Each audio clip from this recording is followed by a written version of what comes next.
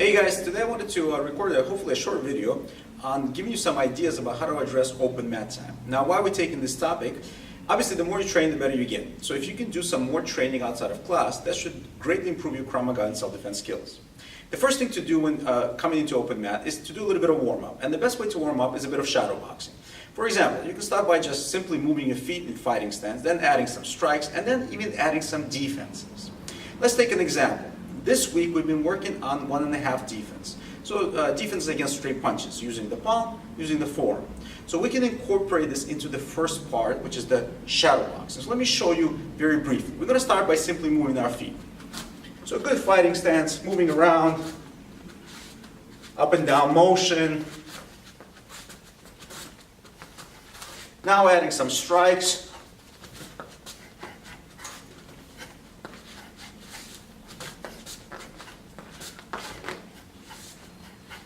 And now even adding some defenses.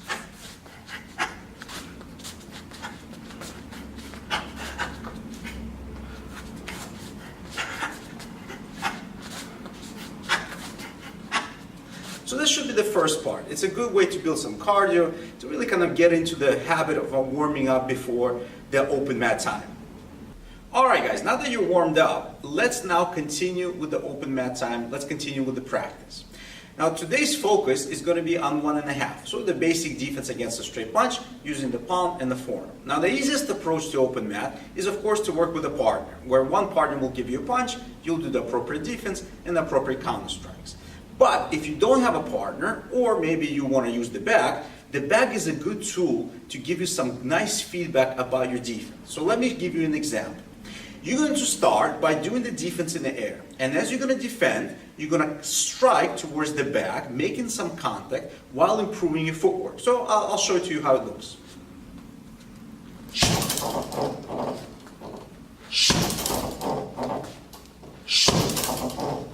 So this is the basic defense. Making the defense in the air with the hand, lowering the punch, striking with the free hand, and improving your footwork. Now, of course, the harder you strike, the more protection you'll need. So gloves or hand wraps will be needed. Right now I'm going relatively light, so I'm doing this with open hand or kind of unwrapped hands. No problem. So just be aware of safety as you do this.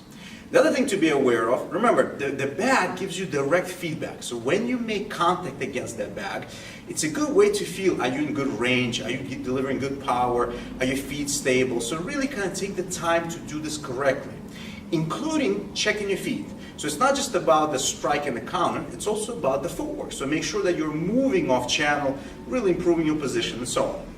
You can do the same thing using the forearm. So now instead of the palm doing the defense, it's the forearm that does the defense. Good strike, again in the air of course, step out and punch. So I'll show you.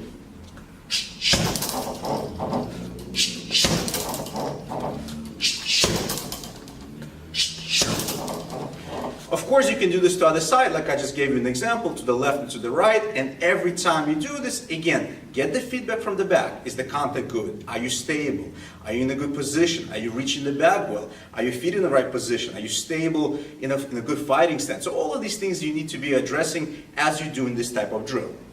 Alright guys, so now that you did some basic drilling on the back with a defense and a counter strike, let's add more counter strike. So the goal now, as you remember us telling you in class, is to make everything fluid. So from defense to offense to more continuous strikes, there's certain fluidity in your motion while keeping power and stance. And again, the bag is a very good tool to get feedback from, to see whether you're losing balance, whether you're still getting power and stuff like this. So I'll give you an example. Same idea.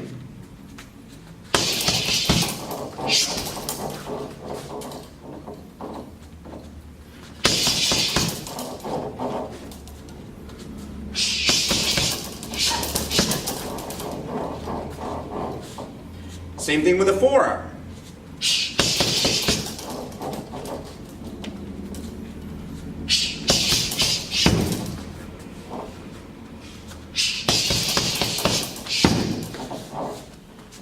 So again, now the goal is to incorporate more than one strike. Make your combatives fluid. Really feel like everything is flowing, power is being delivered, footwork is maintained, and so on. And this is definitely going to make you a better fighter and better at Krav Maga. Alright guys, so now that you know how to work with the bag, using 1.5 as an example, let me give you some ideas as to how to do this for time. The best way is to do this for rounds. So for example, you can do 2 minutes on, 1 minute off, or 3 minutes on, 1 minute off, meaning through 2 or 3 minutes striking with the appropriate defenses like I showed you, and then rest for a minute.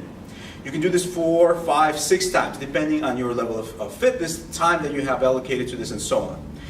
If you want more activity, you can shorten the wait time, meaning instead of doing a minute, you can do 30 seconds rest. Also, in between rounds, you can do some push-ups, some sit-ups, some squats. Really, if you're really courageous, go around the block for a run, for example, and then come back and do it. So there are many ways where you can incorporate the technical nuances with the fitness.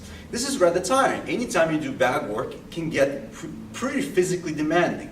So this is not just a good technical skill builder, but it's also a good way to build stamina and really enjoy your open mat time and get better at Krav Maga and physical fitness. Thanks for watching, guys.